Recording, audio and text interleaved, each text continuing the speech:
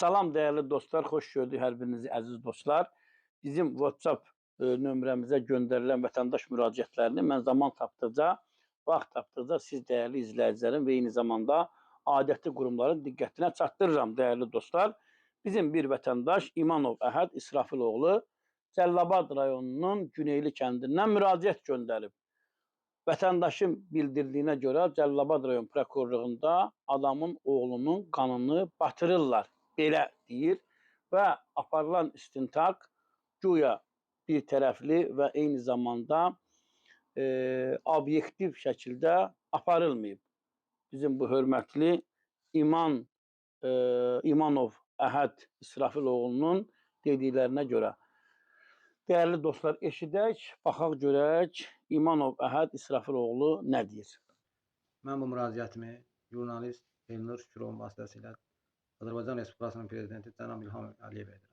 Cənab Prezident, mənim oğlum İmanzadə Kənan 16 sentyabr 2025-ci ildə Cəlilabad rayon Xəlilabad kənd orta məktəbində dərs otağında sinif yoldaşı Əsgərov Sadiq Natiqoğlu tərəfindən bıçaqla ürək nahiyəsindən vurulub öldürülmüşdür.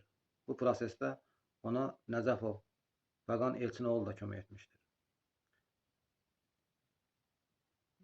İstintaq Cəlilabad rayon prokurorluğunda yekunlaşdırılmış, Lənkəran rayon ağır cinayətlərə göndərilmişdir. Çox təəssüflər olsun ki, istintaqı Cəlilabad rayon prokurorluğunda özlərinə sərf edən kimi aparmışdır, cinayətkarları açıq-açığına müdafiə etmişdir. İlk günlərdən də elə hiss olunurdu ki, cinayətkarları ev dustaqlığı altında sərbəst buraxmışdır.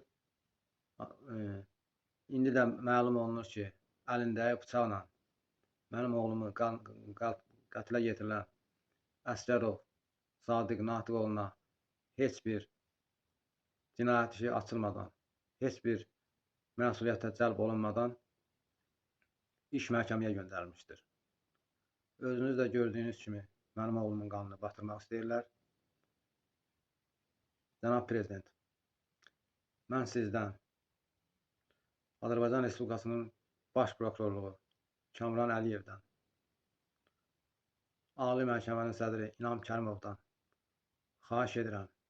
Mənim birinci qrup əlil kimi, bir ürəyi yaralı valideyn kimi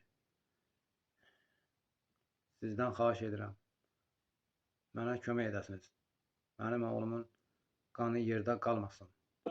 İmanov Əhəd İsrafiloğlunun müraciətini dinlədik. Adam ölkənin prezidentinə, cənab prezidentə və eyni zamanda hörmətli baş prokuror Kamran Əliyevə müraciət edir, fəryad edir.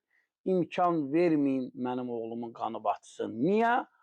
Birinci qrup əlinin fiziki qüsurlu, sağlamlığı yerində olmayan adamın hüquqları tapdanılmalıdır. Niyə adam fəryad eləməlidir? Ümumiyyətlə nələr baş verir?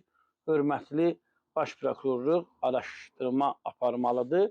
Mənə elə gəlir ki, Cəlilabad rayon prokurorluğu da yeni təyin olunub. Cəlilabad rayon prokurorluğu da bu məsələyə təkrar baxmalıdır, araşdırmalıdır və qarşı tərəfində mövqeyi olarsa, qarşı tərəfində mövqeyin işıqlandırmağa hazırıq.